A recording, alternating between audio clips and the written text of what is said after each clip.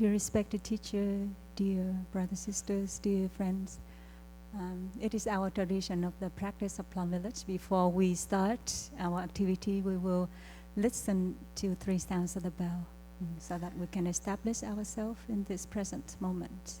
So we would like to ask for your support, our young friends, to sit upright, relaxingly, and come back to your breathing. Tomorrow, you are going to leave this place, go home. So we would like you to leave to this place your calm, your peace, your flowerness. Okay, thank you.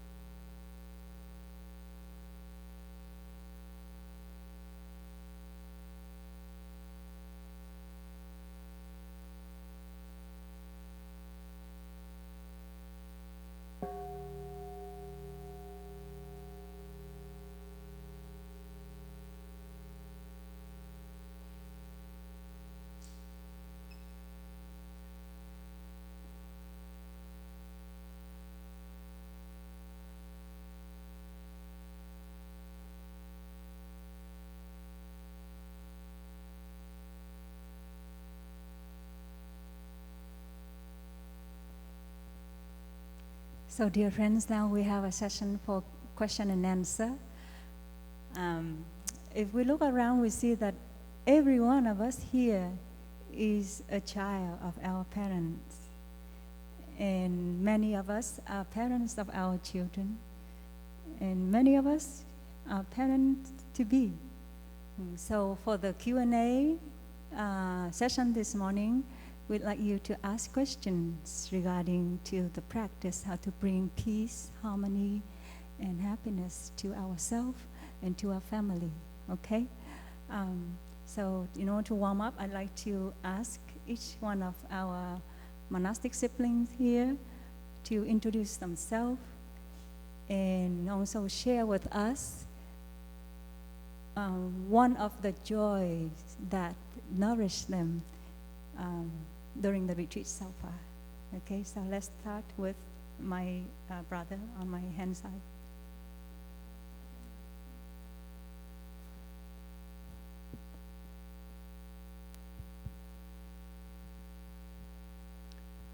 Yeah, dear respected Thai, dear brothers, sisters, dear friends, dear children, my name is Brother Chung. The Dharma name is Realization. So you can call me Brother PC. Okay. I was in the Blue Cliff about 1 month now, exactly today, 13, that I arrived. June 13, I arrived here. Before I stay in Deer Park Monastery in California. And before that, I stay in Hong Kong. This year is I thought I can change my center, that I like to come here to explore more about our Plum Village centers. Actually, we have many centers around the world right now. And first time I joined the I'll be here in the panel for the Q&A family retreat. And in this retreat, I'm very feel happy that I see all the children run around. That is the most joyful moment that I see. They are playing around in the winds or play the soccer, whatever around here, this area. I don't know that you'll feel the same like me, but I'm happy to see that. Thank you.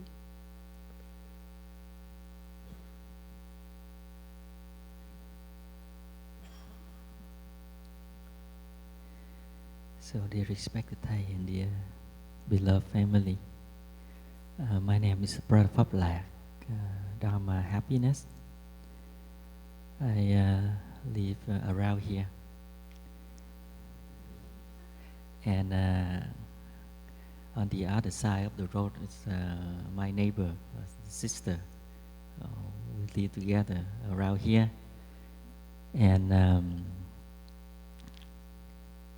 one thing I feel joyful, I feel happy when I go to the kitchen.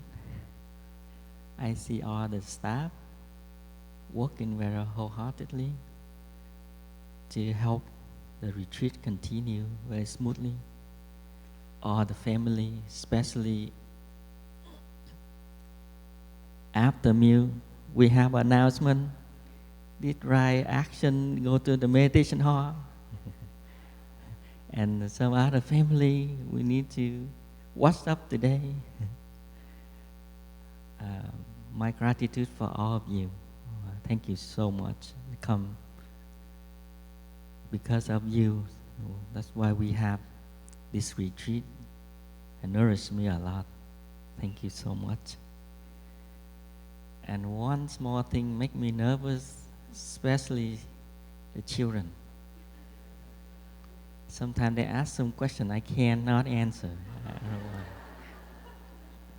So thank you so much.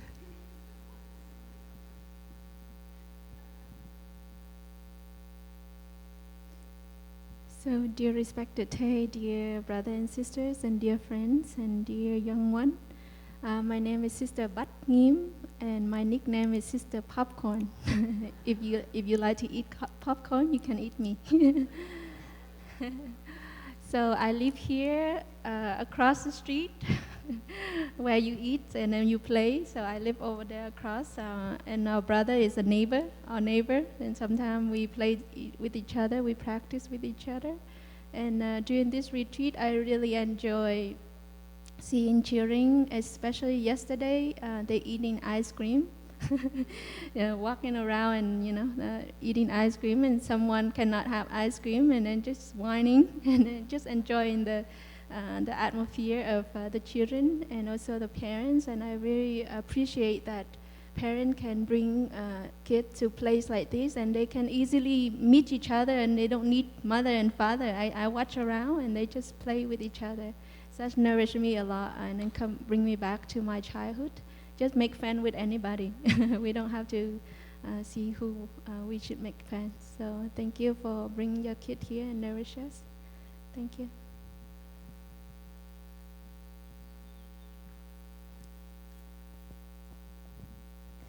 And my name is Sister Thang Yim. You can call me Sister True Spirit.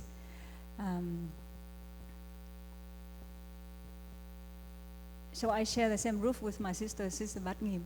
A neighbor with the brothers.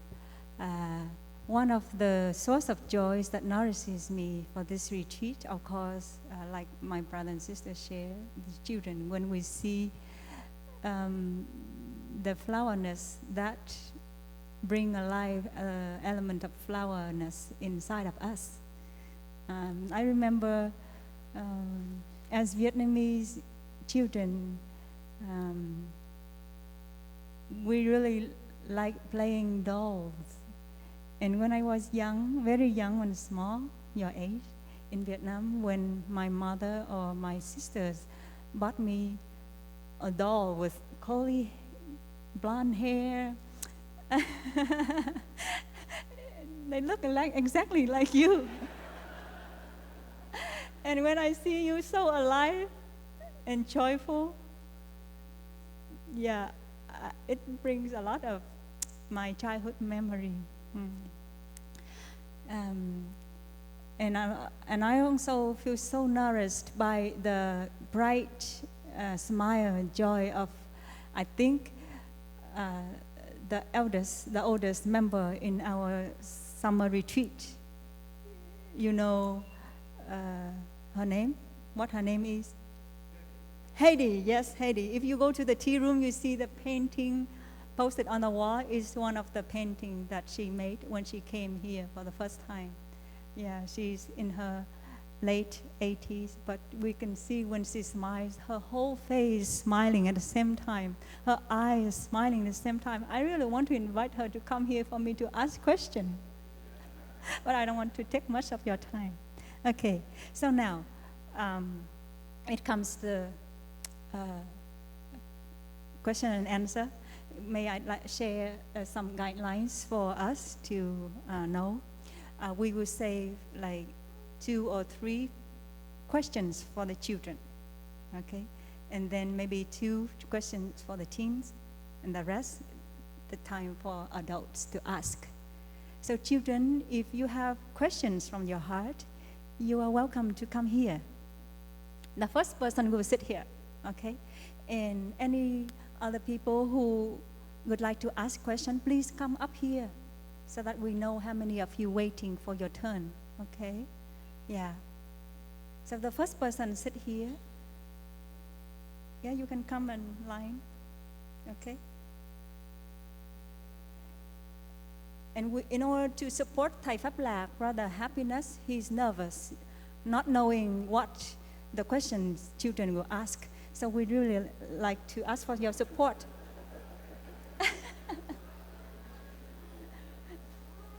So first come, first serve. We have time for 3 questions for children only.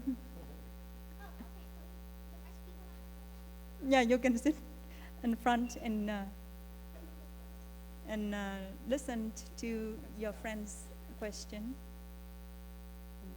Yeah, you can sit behind here. Okay, it's fine, yeah.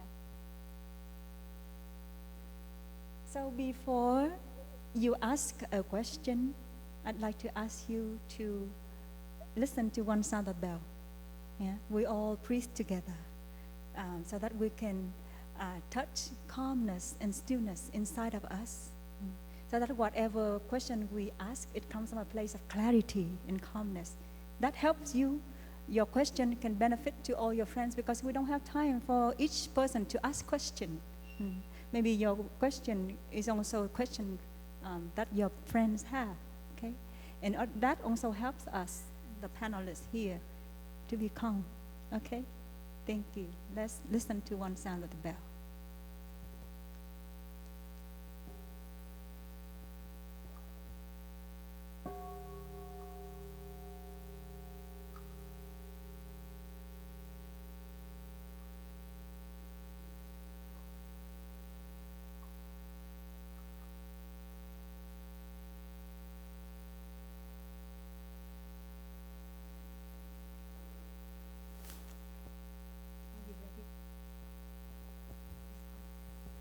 My question is, do you eat the same food as us?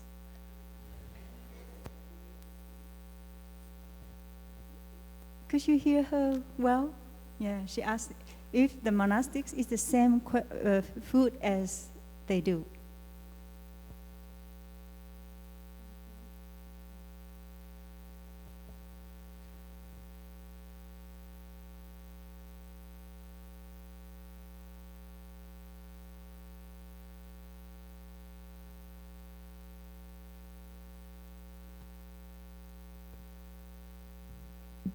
So I'm the youngest. I can answer easy question. Thank you for your question. We thank you for your question. And as you see on the serving table, all monastic also line up, and then we eat the same food. But sometimes, someday in the retreat, really, a lot of people, and we ran out of food. Sometimes the sister eat instant noodle. So it's a little bit different, but I know many children like instant noodle. But, if you like, sometimes, how many like instant noodle? Yeah. Thank you.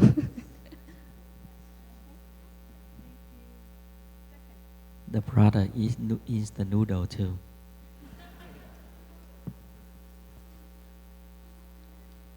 Let's listen to the sound of the bell and breathe with our friend.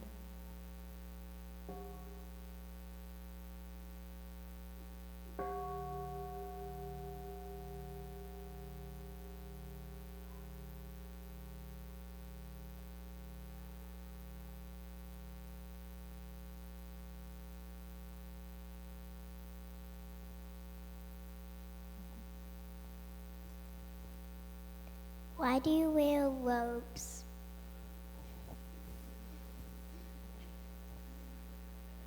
Why do you wear robes, but not like the way she is dressing?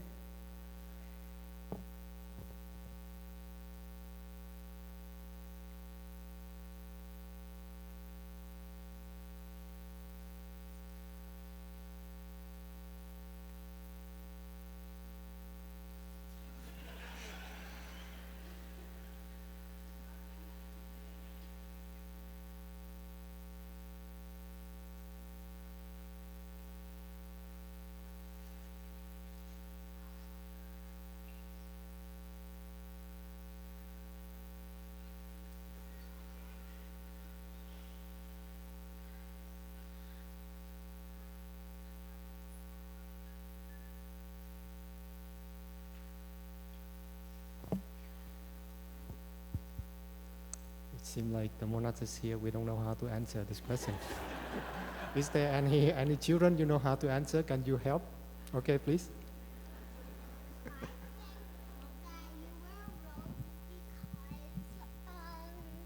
Okay, you can turn, yeah. You wear robes because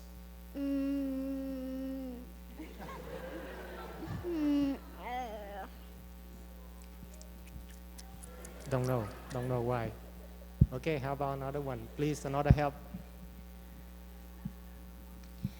I think you wear robes because either it's a tradition or you just want to be recognized in a crowd of people because it's such a large amount of people here that people wouldn't really realize you unless you were standing out of the crowd.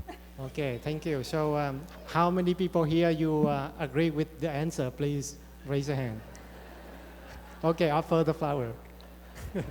Okay, thank you for the answer. Next one.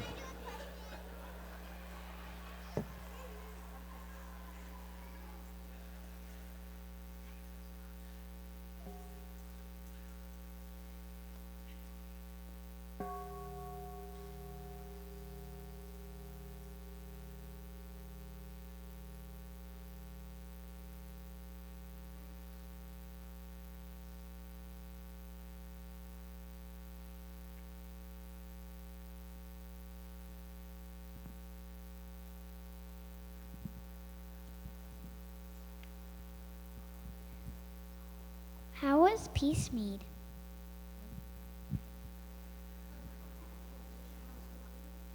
How is peace made? Right? Is that what you want to ask? Peace. Yeah.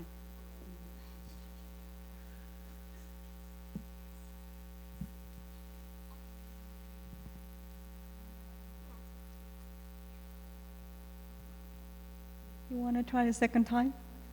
Okay. How is peace made according to you? I don't know. Who knows? Please come here.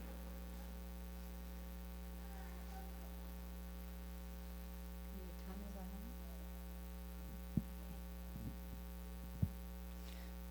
around? I think peace is made like if you can all have like a system to negotiate things.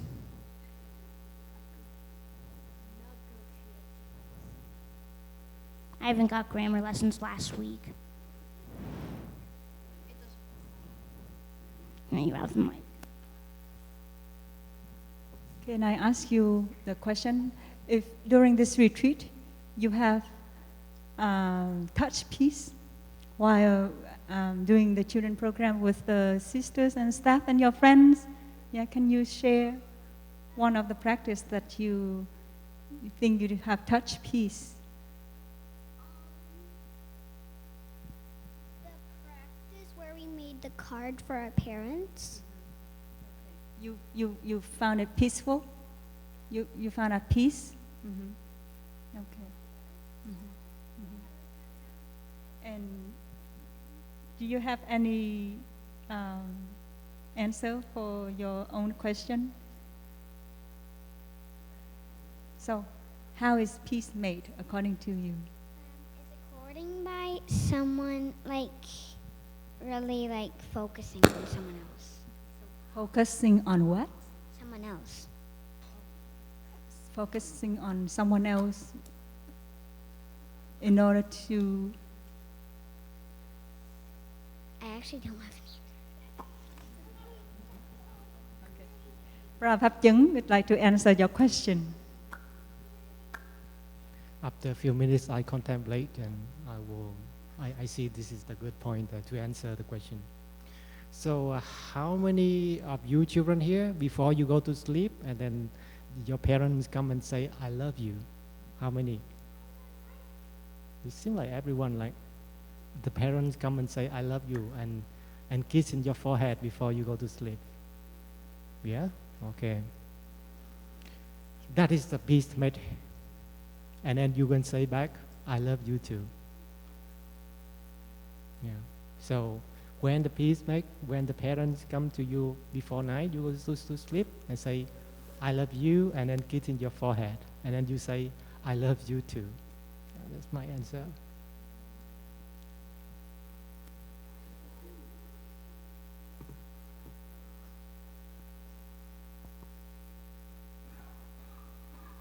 So, dear young friends, I think that's...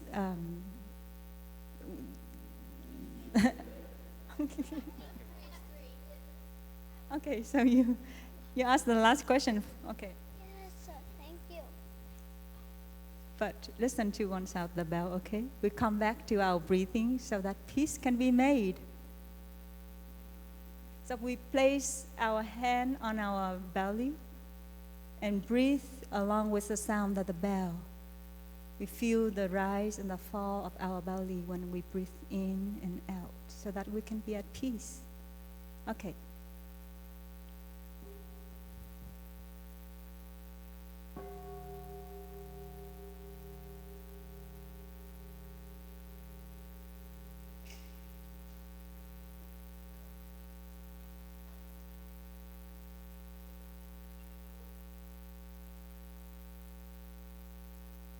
What's your question? Do you ever get to go on vacation and see your family? And if you go on vacation, how do you pay to get in? How you pay to get into vacation, and do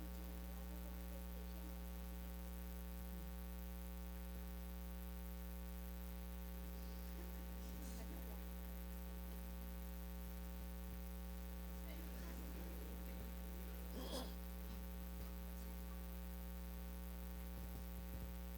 So I thought I cannot run away from my difficulty. Yes, we do have vacation, and I myself also visit home to my family. And most of the time when we go out hiking or at the park, my mom and my sister always pay everything. I just follow and enjoy what the activity, and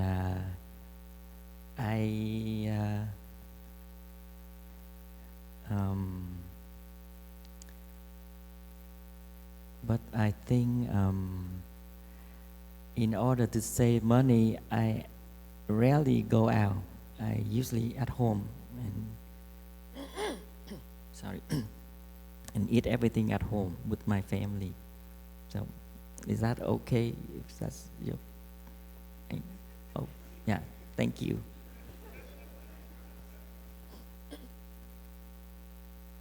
Thank you to brothers and sisters who answered questions by our children. So our children now would like to invite you to breathe with us one more time. And then after the next sound, small bell, please rise and turn to the family to before you leave the hall to continue your children program outside, okay?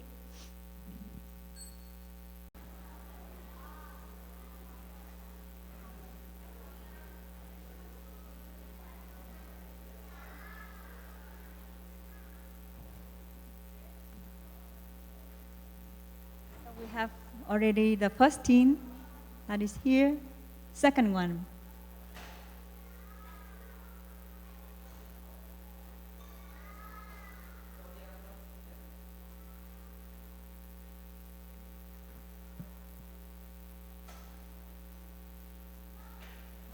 So we listen to one sound of the bell before we ask questions.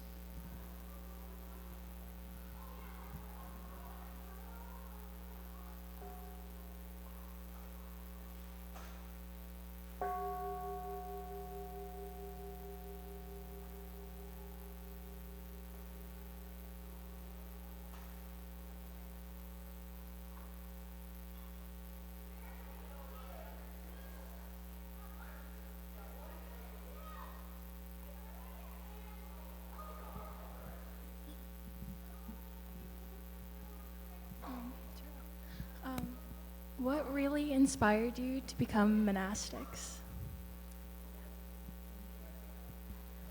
What really inspires you to become monastics?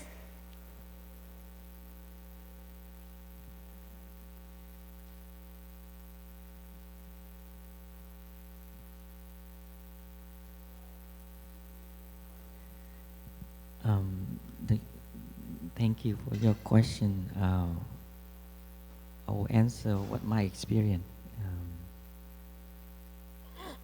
Sorry, today I get really allergy something. I became a monk because when first time when I attended the retreat with our teacher,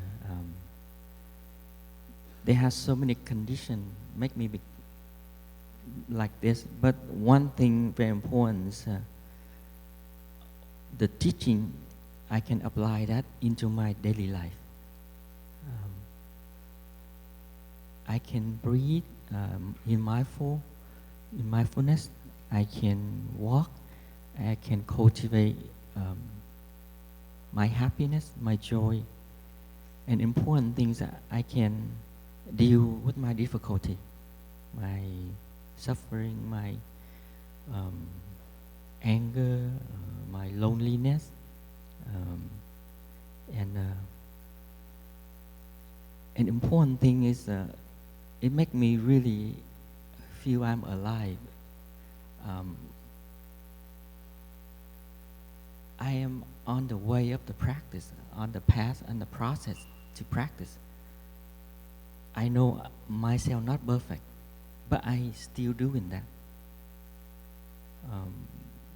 Because I see so many people, they can transform their suffering.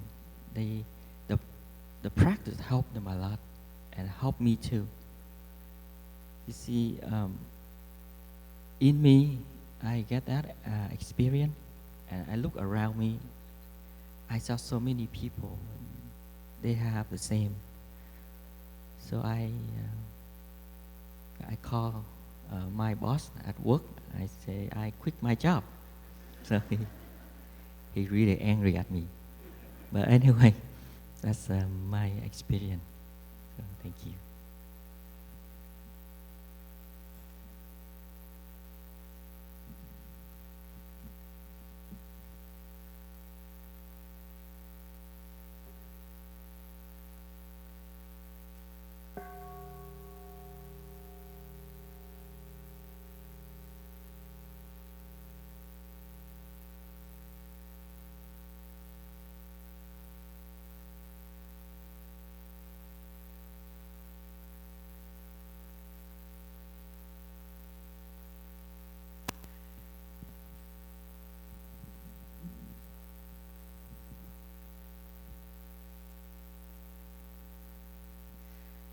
So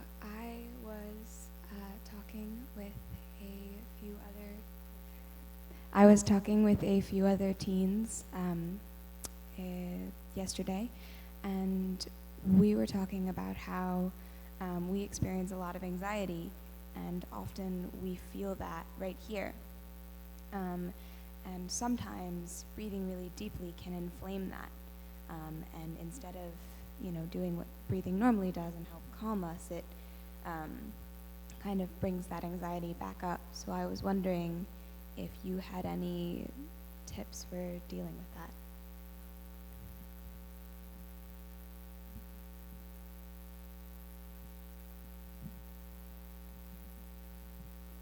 So how to deal with anxiety, even though sometimes we try to breathe, but it just make it worse. Okay.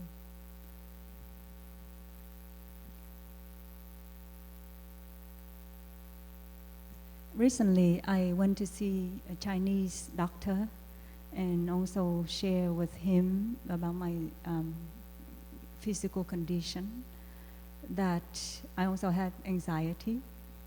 Interestingly, a nun practicing mindfulness, sharing the practice of calm and relaxation to people, and also experience anxiety and stress too. So I share with him that all the symptoms I have related to my physical condition, like I have headache, I have neck pain, shoulder pain, and even a heavy feeling in my chest area, especially when I work a lot with computer. And if I have something to think too much, to worry too much, and that also brings about anxiety to me. Even though I also try to attend the Sangha's activities, and also try to find in my own time to have personal sitting practice. So at first I thought it has something to do with this area of my head, like my brain or my neck pain. But he said that actually those symptoms has the root cause, which comes from my stomach. So I have problems with my stomach and my intestine that needs to be taken care of. So he advised me to have a proper diet, and also have to limit the time, the screen time. And exercise more.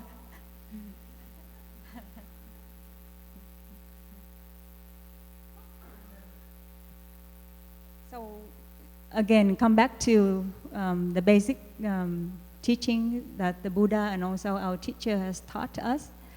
We always come back to ourselves, to listen to ourselves in order to touch, what is the root that cause our problems,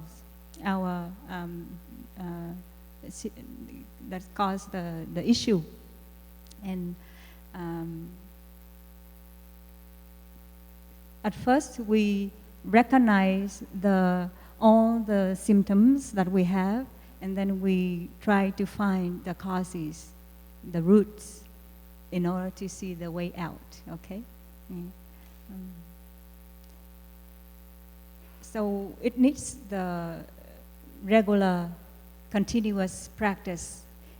When we talk about coming back to mindfulness of breathing, but if you don't do it regularly enough, then it does not create a good habit, a good momentum for you to really touch stillness, touch calmness, in order to help you embrace your anxiety, and also to have enough clarity to look into the situation, to find the real causes of your situations.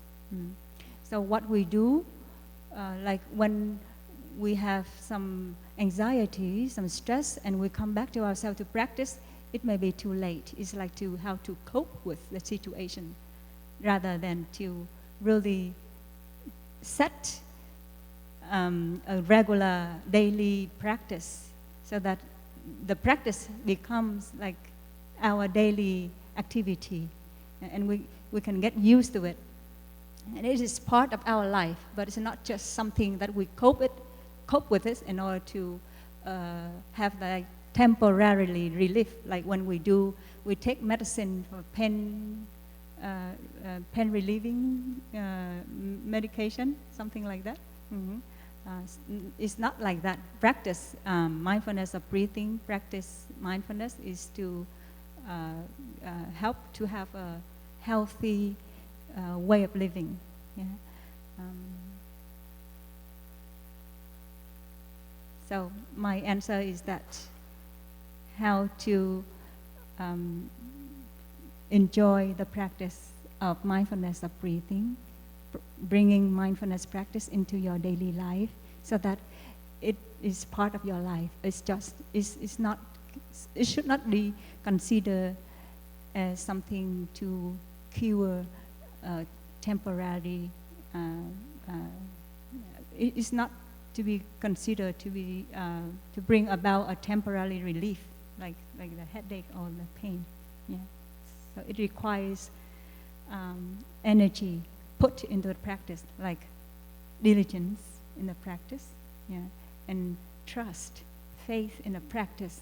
It's not because you hear us say that, oh, I practice this, and then you trust me, but then you apply the teaching, you apply the practices onto yourself, and you see the benefit, you see the effectiveness, and say, oh, it works well for me, and you have trust, and you continue.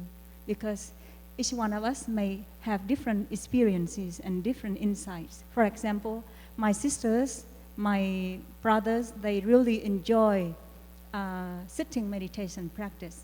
But sometimes for me, as I work a lot in the office with computer, my brain sometimes is foggy. And so when I sit, it's very hard for me to focus. My mind becomes dispersed. So I find that practice of touching of the earth best suitable for me, because when I do so, I can be connected to my body and my mind. So have trust in the practice and put right efforts and diligence in the practice so that you can have your own insight. Okay? Sometimes intention is not enough. Okay. Thank you. So now we'd like to invite our teams. Yeah, Thầy Mãn Tuệ gave a sign. Yes, please go back to your seat. Thank you. Thầy Mãn Tuệ gave us a sign to ask our teens to go to continue the teens program.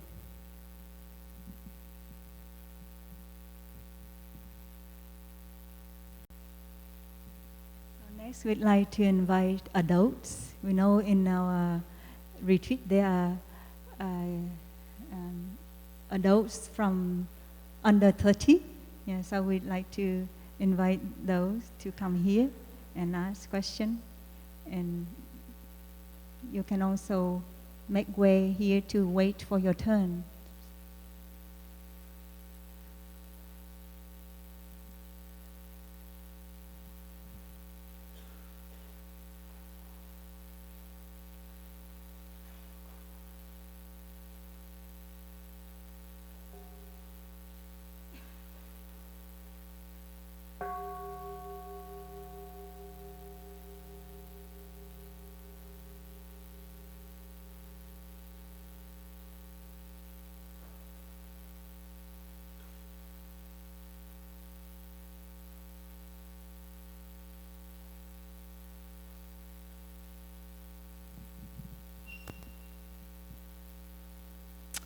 Hello. So my question is a question for you all to answer, but I also hope that everyone thinks of their own answer when I ask it. So in the kitchen, I found this amazing brochure that says, Making Visible, Shining a Light on Social Injustice Using the Practice of Mindfulness. And it says on the back, we invite you to unlearn what you have been taught and relearn the truth. Making Visible provides a space to see what is hidden, the challenges facing vulnerable communities, as well as the internalized biases in our own minds. We do this in the context of the practices of mindfulness, understanding, and loving kindness. And there are 6 retreats listed. One is Making Visible the Indigenous Community, Native American genocide, making visible women's inequality issues, making visible Latinx community, Latino marginalization, making visible African Americans, anti-Black racism, making visible LGBTQIA, and making visible Asian and Pacific Islanders. So my question is, how is a community here working to ensure that these communities who face unique struggles with suffering, how are we making sure that they feel welcome and included in this space and feel encouraged to come here and feel that they have a space to reflect on their unique experiences with pain and suffering? Thank you.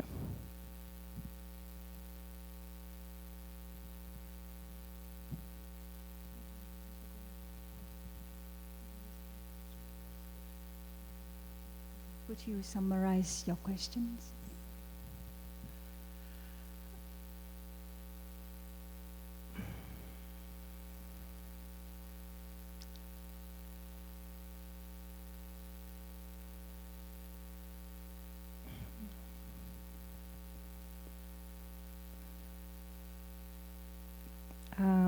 Okay, it's hard. How can we incorporate, so in the Buddhist tradition, we're working to, the North Star, as I was said, is to move away from identity and realize that we are all interconnected, and that our identities are delusions or illusions. So, but I think that the only way to get there is to move through our identities instead of not speaking about them. So my question is, how can we bring conversations about identity into this Sangha in a way that will help all of our liberation?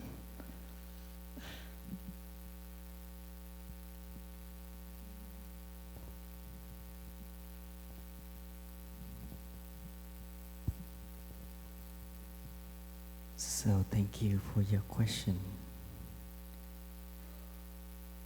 Your question have with me my experience. After I heard that, I have two points. First, I asked myself, did all the monastic sangha have enough stableness, freedom, and solidity to open some kind of retreat yet? And the second is the practice we are practicing right now.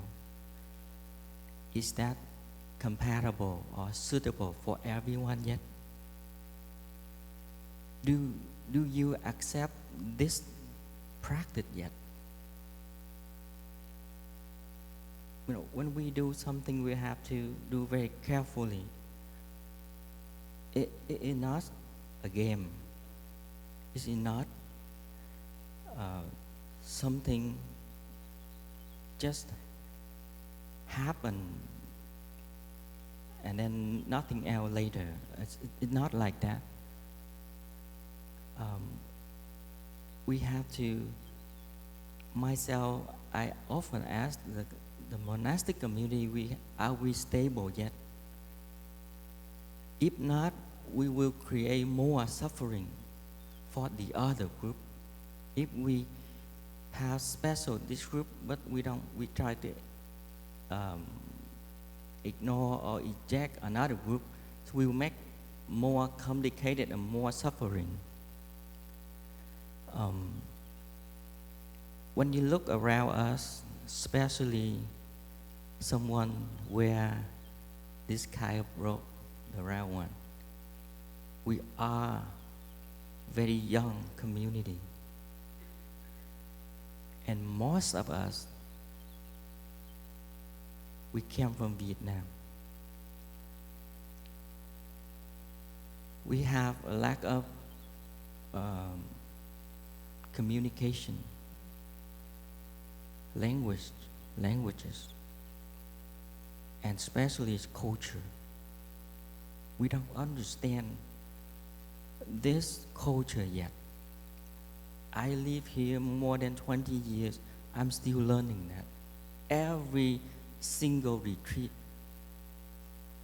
That's why we not hurry to do something we don't know.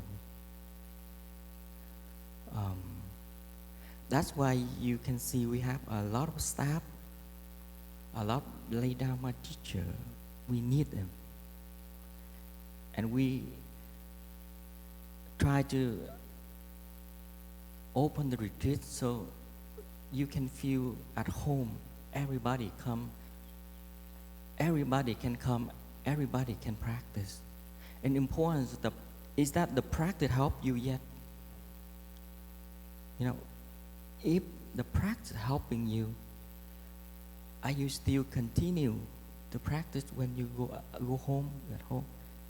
And if you continue to practice like that, if the benefit for your life, so we will later you can share, and later you, the one, can create your own sangha, local sangha. And the brochure, the appetite, I don't think the monastic sangha or the Dharma teacher post that's one. Maybe somebody they just stick on that because they also talk about mindfulness. But the mindfulness in here and the mindfulness out there some kind of different. They think mindfulness is kind of tour, like a medicine, a pure medicine. When you feel headache, feel painful, you drink that medicine and you get over that. No, that's not like that. The mindfulness here is the way, the art of living. The basic something like that. So I hope you understand us, and you are the one can create your own sangha. If you practice, you can cultivate your happiness. You can transform your suffering. You are the one help us, and you are the one who create a sangha. That's what my answer. I hope is that okay. Thank you.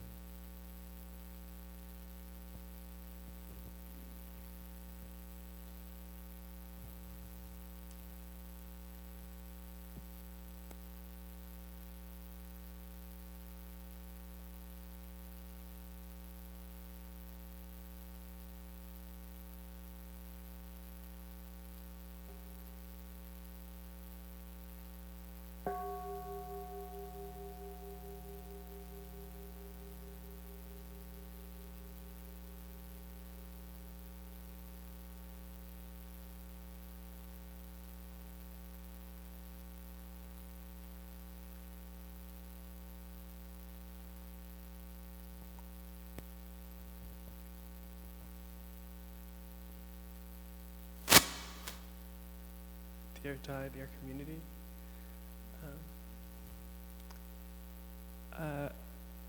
My question is mostly regarding unconditional love. I feel coming here, I distribute unconditional love by the monastic, the sangha, the people here. And often when I go back into the world, it's not received, it's not there, and it's missing. and I've often find ways to incorporate it, to give it to other people. But how can we provide that and also receive it in the world? Allowing other people to accept it and practice the same unconditional love that you're given here, that you're given at a sangha, that you're given in the practice. Especially within the family, especially when there are conflicts, there are situations in families where there's separation, there's isolation, there's discussions and things that are not healthy or not in the right direction outside of the sangha.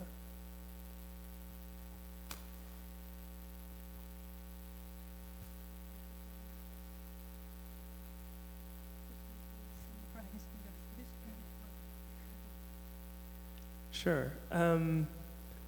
How to enrich our community with our unconditional love? How do we provide it? How we enrich it and make sure that it's provided all throughout, within families, within the sangha, outside of the sangha? That's the question. Unconditional love, yes.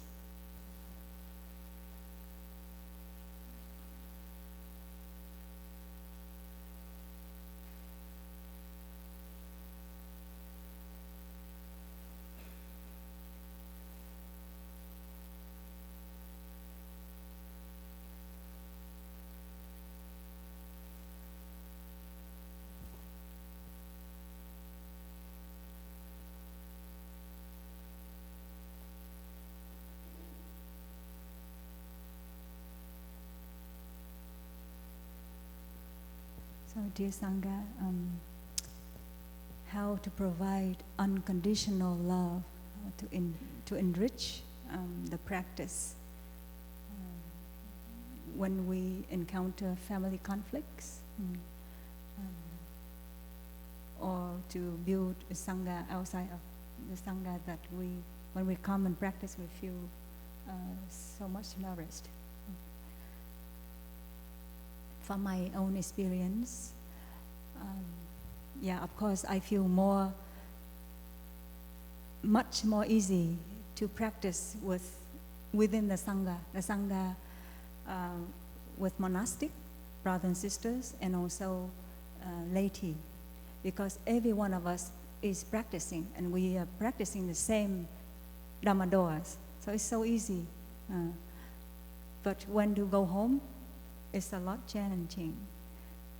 So for a monastic to go home, to bring the practice home, to share the practice with their family members, some are lucky enough to be successful, that their family supports them and love them so much so that they easily take in the practices. But for some other monastics, it's still a challenge for us to share the practice with our family members. So for me, personally, until now, having living in the Sangha for more than 10 years, it does not mean that I'm successful sharing the practice or help my family as much or as best as I wish or as I can. Because when I go home to my family, I'm the youngest member, and I see so clearly that my brothers and sisters still see me as the youngest sister. So my practice is how to have a spacious mind and unconditional love, to welcome them, to accept them. I am still the youngest sister, little sister. I'm still the youngest child of my parents. And so they also so used to give me corrections. You should go, sister, you should do this, you shouldn't do that. So I accept them all because I don't want to make them feel that I'm trying to preach them.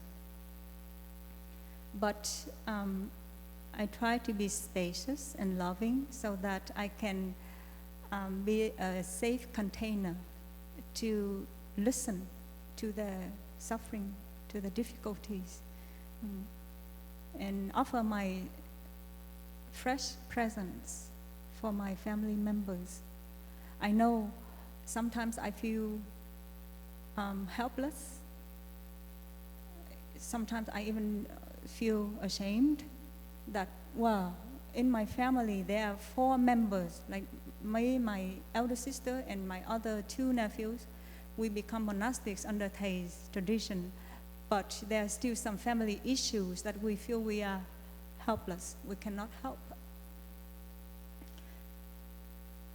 But we can help other friends who come to practice with us. They have the same issue, and we share the practice with them, and they take in and they apply, and they can transform, they can overcome the difficulties, and they offer appreciation to us.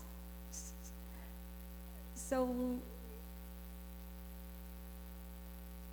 when we see this, we want to see in the direction of interbeing. Yet, with the practice, maybe we have a good connection, we have the good condition to be able to share the practice to help these people, but we are not able to help our family members. So when we offer the practice to our friends, we see our family members. I want to see in that friend that I'm trying to help, my elder sister, my elder brother, or my nephews, or my nieces who are encountering the same issues, so that I can create a relationship with them, a connection with them, and I try my best with my practice to help them. And have the belief that one day my brother, my blood brother, my blood sister, or my nephew, my nieces, they may have the right condition to encounter the Dharma or to see someone who can share the practice to help them overcome the difficulties. So the practice is to always to cultivate and generate understanding and compassion rather than get ourselves stuck with despair. Sometimes we feel desperate, we feel like we are alone, helpless, but always come back, always remind ourselves to come back to the practice of generating compassion and understanding. And so when we see that we don't have enough strength because the energy, the dynamic in the family is too big, greater than our capacity to hold, then we go back to the community of practice, to the Sangha, in order to refresh, to allow ourselves to be refreshed and to recharged, so that we can have enough strength, and we go back home to continue. Okay, thank you. I wish you a lot of strength and faith in the practice.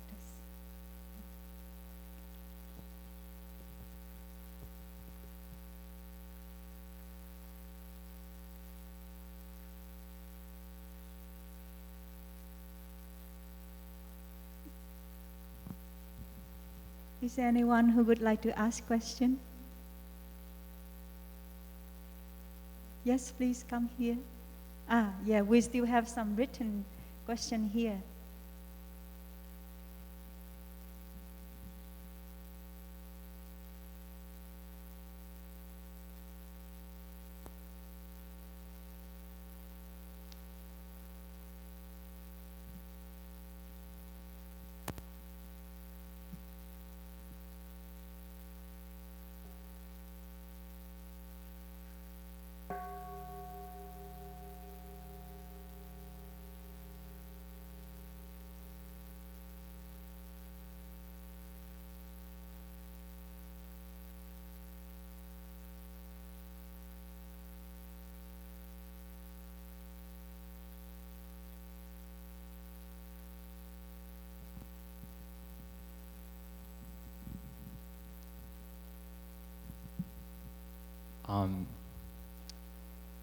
My question is, for those of us who feel called to the Dharma, who feel a deep resonance with the teachings, how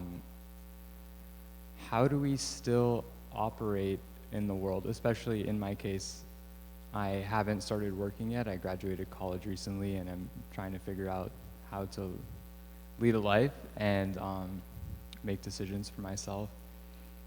And yeah, how do we navigate how to make these decisions? You know, everyone's talking about these days about following your passions and figuring out, you know, what works best for you in life in terms of a career. And we have this idea of chasing happiness. And yet, through the practice, through the Dharma, we know that happiness is also impermanent, that there's so much more to the equation. And maybe there is this idea of something that is more permanent, of liberation and from suffering. And so, deeply accepting that, how do we still go through the world and know where that North Star is, you know, which direction to go in, and at what point too does getting too caught up in maybe the intellectual aspect of the Dharma, at what point too can the Dharma become an escape from reality, or a reason not to make decisions or something like that, and how do we work with that? So, thank you. Summarize.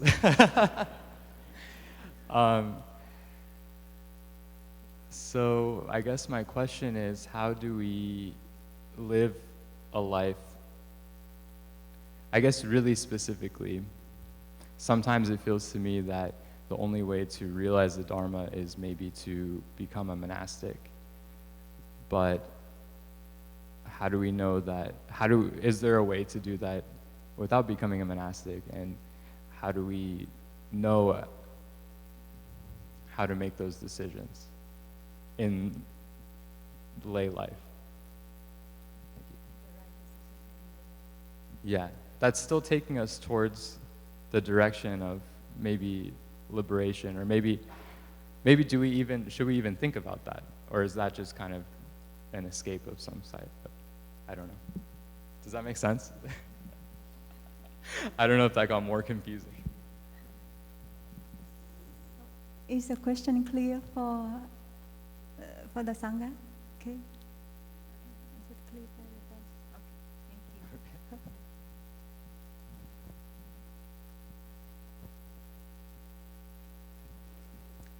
So, dear friends, thank you for your beautiful question. I remember I have this question maybe about 20 years ago, the same question, so I feel very connected to you. I also grown up and go college, and also, there's many things happening, and I don't know where to go. So I was lucky enough to find, I met Thay in 1997, and it just through the energy of the Sangha, energy of the monastic and the Thay that give me a lot of inspiration. But at that moment, I didn't have any idea of becoming a nun, but just the water, that seed of a nun. So I was keeping reading, because I know Thay, and then some monastic introduced to me some books, and I also listened to the talk. So that way I keep my direction. I have a direction, but at that moment I want to go college, so I cannot just become a nun right away. So to continue to nourish that bodhicitta and continue to have a way, to sometimes I fall like you. Before, when I was a lay friend, I really like, going out and shopping and stuff like that. But because of society, it's like that. So we have to follow in such a way. But every Sunday, I promise to go to the temple, and we have a group of friends who do sit-in meditation, who practice together, and then we do some like sharing. So that way you can keep your path. You know, sometimes you fall off, but there is somewhere that you can coming back again. And I feel that as young people, we easily get dispersed. We easily get pulled by things. But if we have some friend or some friend in the practice, they can also help us to go on that track. So I encourage you, if you can, you know that you don't, if you really want and you can continue, if you want to try, maybe 5-year program. We have monastic for 5 years. If you like, if you don't want to go for all life, you can try to come here and practice maybe 3 months and a year, and to see how is that in you feel, how's your body feel. But if you don't like to become a monastic, it's okay too. Like we have here many lay friends who become like Dharma teacher. They practice for a long time and they create a sangha. So, and they also give sharing and Dharma talk, just like us, but it's training. When you come here many years, you get training and you have a direction in your life, so you don't fall into really drift down, but to have a path. And we have wake up, many sangha wake up like your age, and you can find it where you live around, and then we can come from time to time so that you can keep your path on track. I don't know, is that helpful? But for me, I water that until the 7 years. Then I feel that life out there, it doesn't help me and my family is get really bad. So I went to Plum Village and I saw that there's a way out. It's not an escape, but it's like I see so many things in myself I cannot work with and I don't know how to practice with. So as I continue, I feel much stronger. I feel like being monastic, we have so much support and we just focus on one direction because out there is many ways. So for me, it's much easier if you like, and we need a lot of monastic. You see at this retreat, we try so hard to to work like a bee. I really grateful for my brother and sister. Every time I see that, it's really touched, like somebody say unconditional love. I felt that because they work so harmoniously, like you have a task and then you just work. When the retreat come on, everybody work somewhere, and that way you can continue your aspiration. As a young people, we need an aspiration. If you don't have aspiration, you cannot go through your difficulty. When you have an aspiration, you can continue to rely on your aspiration to stand up again and then to walk. And if you have an aspiration to do something, then it's always help you to realize it. Thank you very much.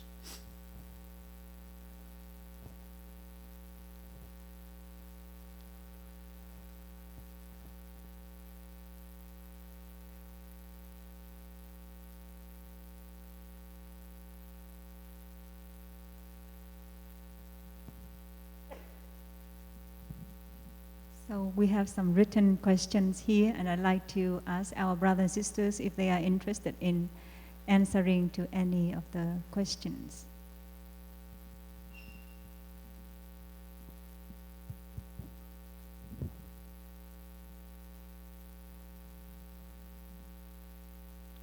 Dear Thầy, dear Sangha, here we have two questions from maybe the consultations sisters give us. It is helpful for sharing the public. So the question is, I would like to know how to use mindfulness to help my son be calm. I think this is maybe a very popular question in the parents.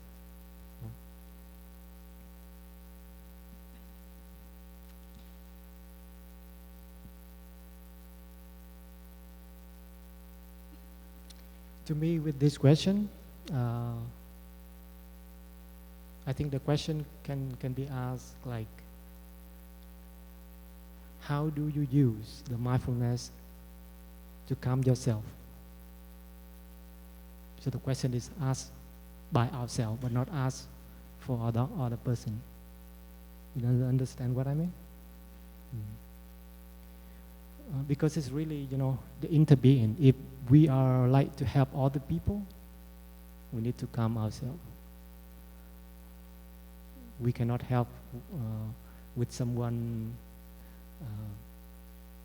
but we know nothing. For example, like someone asks us how to go to the library, but we don't know how we go there. But we just point, just go over there. I'll show a wrong direction. So I think for nowadays a lot of problem between the children and parents, especially for the teens. The teen is very difficult because I know myself. Because in that age, in their body they are changing. Maybe you say this is right, they will say wrong. You say this is to the left, they say it's the right. You say it's white, this is black. Yeah, it's kind of like that. It's something like it's changing in their mind. And I think everyone here, we experience it. Thing is, how can we understand our beloved one? That's more important. But the question is, do we understand ourselves? Sometimes, even me, myself, I'm not really trust myself, from time to time. Because maybe the mind today is like this, but tomorrow we change. For the retreat, like this family retreat, I hope that everyone we can learn something. And when we go back home, through the way that we are talking with beloved one, the way that we act, behavior, then our beloved one, they can see the changing. Like normally we go back home and then we easy to get mad, But like after the retreat, you learn the way, and then go back home. We're very kind. We offer a smile to the young one. Then that already helped. We offer the smile. Like the one who the sister just shared with the elderly, 80 years old here. She can smile by her eyes. We can do that with our beloved one.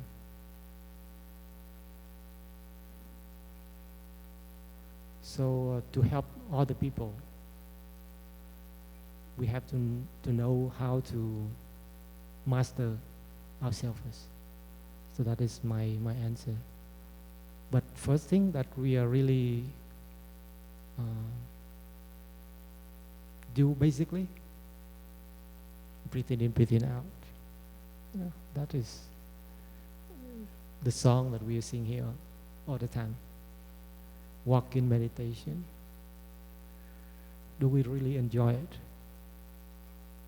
Don't wait until we get angry or sadness or anxiety, then we practice. This may be help, but this can be something late. But we can do it when we are still happy, feel happy, when we are harmony in the family. I'm really aware of the moment. Actually, I just come here. Then I can feel, now I know that I'm treasure the moment have very harmonies with the brothers and the sisters. For sure, we don't know what happened next, but at this moment, I'm treasure this moment. And I nourish that moment. So I think you are the same. In your family, you also treasure the moment that we are still have harmony in the family. Let's see, one day, let's say one day you go back home and your beloved one is no longer there for you. A little bit sad, but we have to be, one day it will happen like that. Then we feel. And don't wait until at that moment come. you can practice after this retreat. You go back home, you will see your beloved one, and you treasure them. You can give them a hug, and you really feel their presence in your arm. When you are like that, you are a bodhisattva. So you don't need to bring mindfulness to your son or your beloved one, but they are naturally become. They feel your love, and they will come naturally. So thank you for your listening.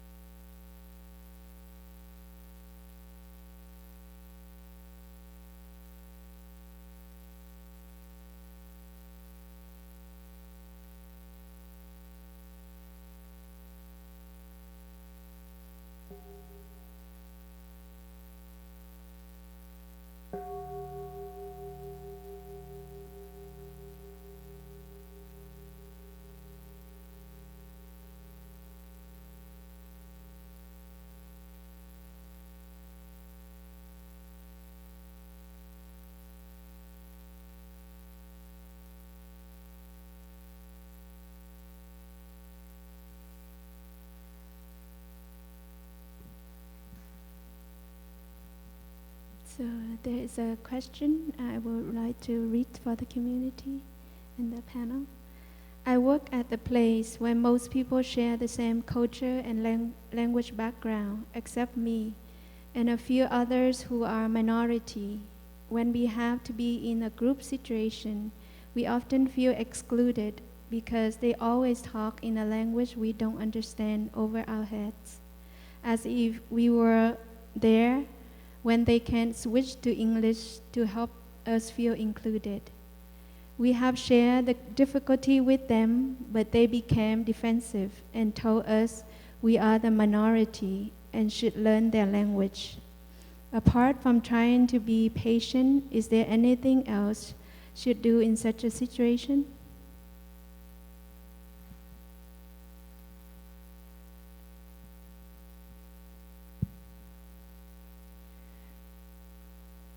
So I don't know who asked that question, but thank you anyway. Let's talk about my experience.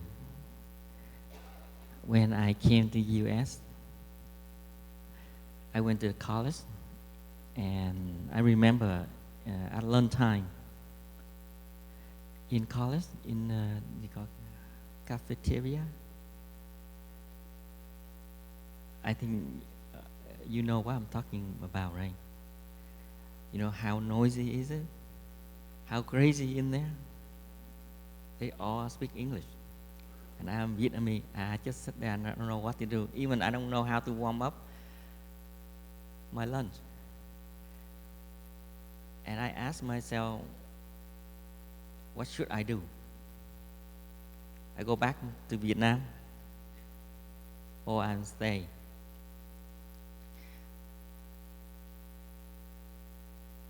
And I start to learn English. I don't know about you, but me is different. I'm lazy. I don't want to learn all day long.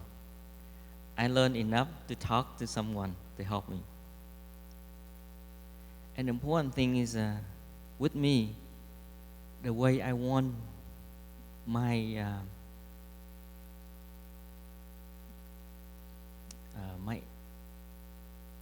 my energy, my how do you call the way when you come to someone, they feel you are friendly.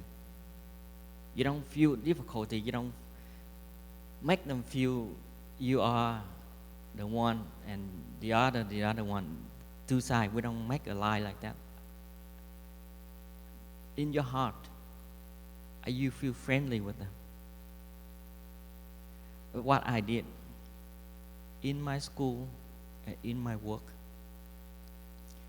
I take out my ego and come to learn everything with joy and happy. And I'm so happy when they correct me. Even just a couple of days ago, I have a short conversation with someone. I'm talking about peace, and she said, no, peaceful or peacefully. I said, oh, okay. I mean, you have to use the word in the sentence. I'm so happy. It's not about that difficulty, about how you show your kindness, how you show your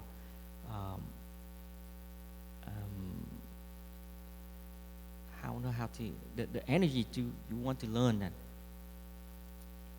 That's what I did.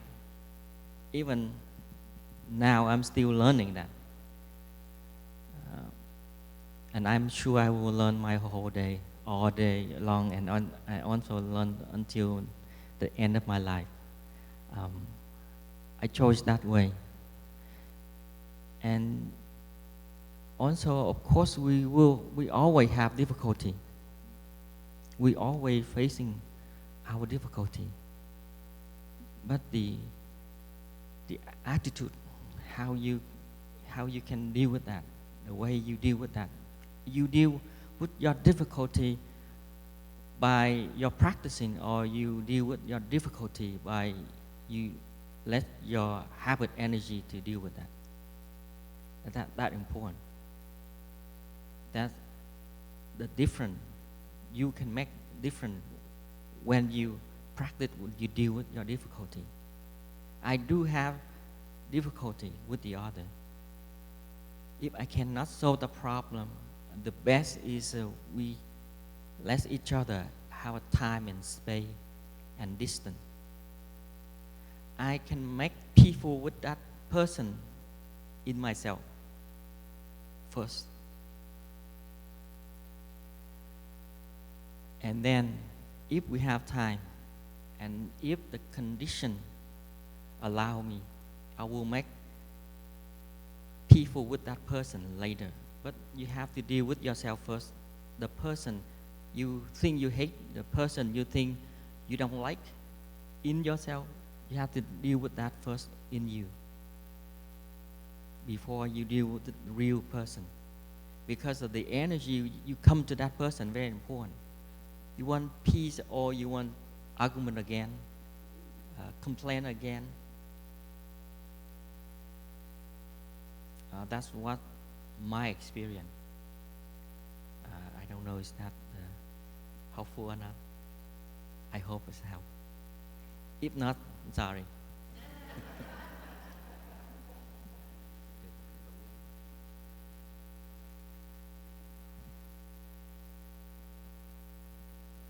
Yeah, thank you, Thầy Phật Lạc. To answer the question, I don't know who raised this question, but to me, I also have learned the same feeling that I felt in this question is about the communication between that person with the community, more than the culture and the language.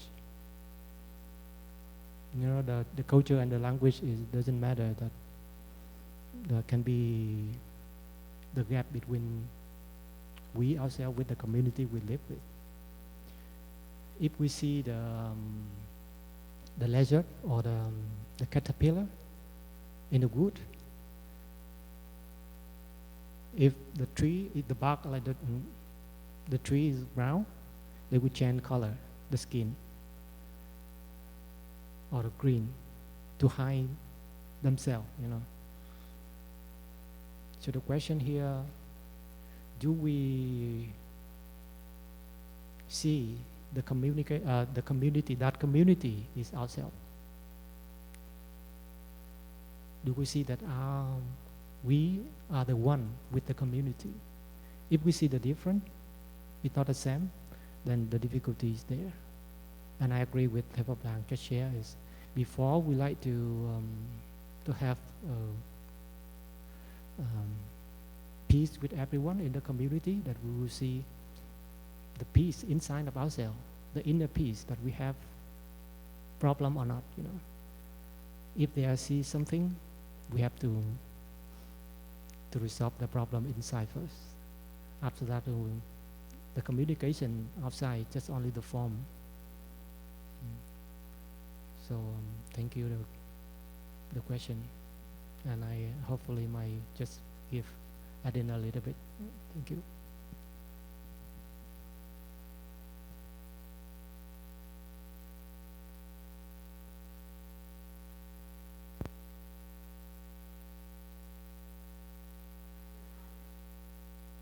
Are you tired or sleepy or hungry? It's 12:05 now. Let us listen to one sound of the bell before we wrap up and end our questions and answer session.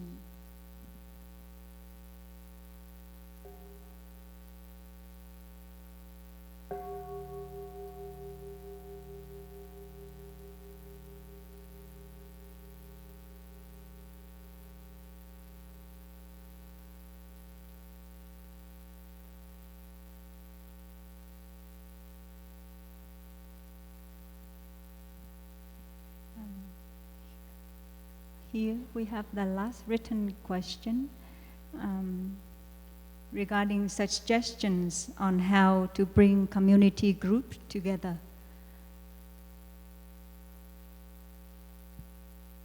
When my sister answered to our friend's question regarding being monastics, I have my perspective, my own perspective. To become monastic is not easy. It may be very challenging. That's why I believe, of course, personally, a community of practice is strong thanks to manifold, having manifolds in a community. We have monastic community, we have lay community, so we all can support one another.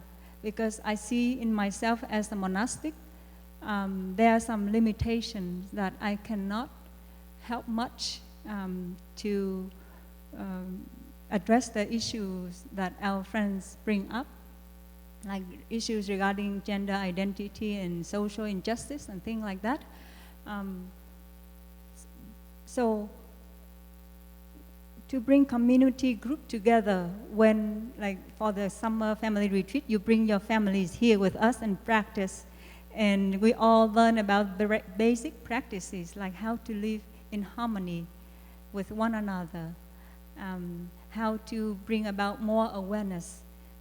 And so when you come back to your family, you can create a small sangha, a small community practice in your family. In that way, everyone helps create more collective awareness to society. Like me, I'm more used and I'm more drawn to the practice, but there are some knowledge that our friends from out there, of course, they are more well-educated than me, so they are more knowledgeable of social injustice and other societal issues. So we also try slowly to be aware of such issues. And so when you come to the retreat, you see the demographic survey is one of the steps that we are trying slowly to help, because we can see from the statistics how many people are having issues regarding gender identity, how many people come from the same state, so that we can encourage them to group together to form a local sangha. So people come from Maryland, for example, they have the information, they can group together to form a local Maryland sangha, so they can practice and they can address more concrete, specific issues. Yeah? And sometimes people come here to the monastery to benefit from the peaceful environment of the place here. And thanks to your practice, when you come here, practice together with the monastic and lay residents here, you offer your calmness, your peacefulness here. And when you leave our place, we also continue to cultivate peace and calmness to continuously serve this place as a place of refuge and peace for people to come and relax and stop, yes, and learn the art of stopping so that they can have more peace in themselves, they can have more strength and faith in the practice to go back to life, to continue. So to temporarily leave behind the hectic, stressful life out there, to come to the monastery, not to run away from your pain of your suffering, but to seek for some guidelines. But sometimes we find ourselves stuck in the maze, we find ourselves stuck in a dead end, we don't know the way out. But coming to the place where people practicing mindfulness, be at peace and calm, then we benefit from that, and we have some more clarity so that we can make the right decision rather than let our strong emotion determine our action. So we learn all the basic practices regarding mindfulness trainings that you have used to the 5 mindfulness trainings. Yeah? So those are guidelines to help every one of us to go in the right direction.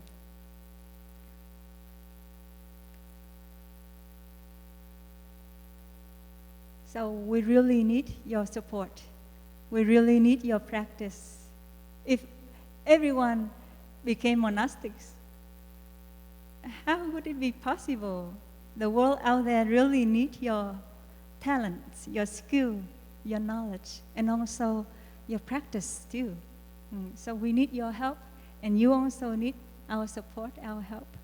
So we all together create collective awareness, collective energy of mindfulness, concentration, and insight to help society. So on behalf of the brothers and sisters and the Sangha, we thank you so much for coming to the retreat, bringing your children to practice with us, because we have witnessed some families who brought the children from the early age and continuously coming to the Sangha to practice.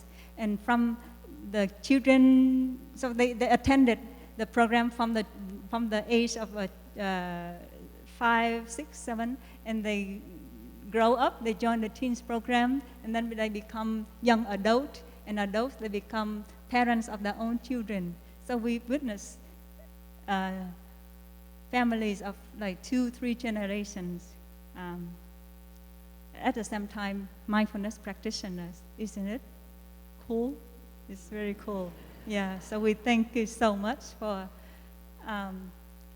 your continued love to the Sangha and to the practice.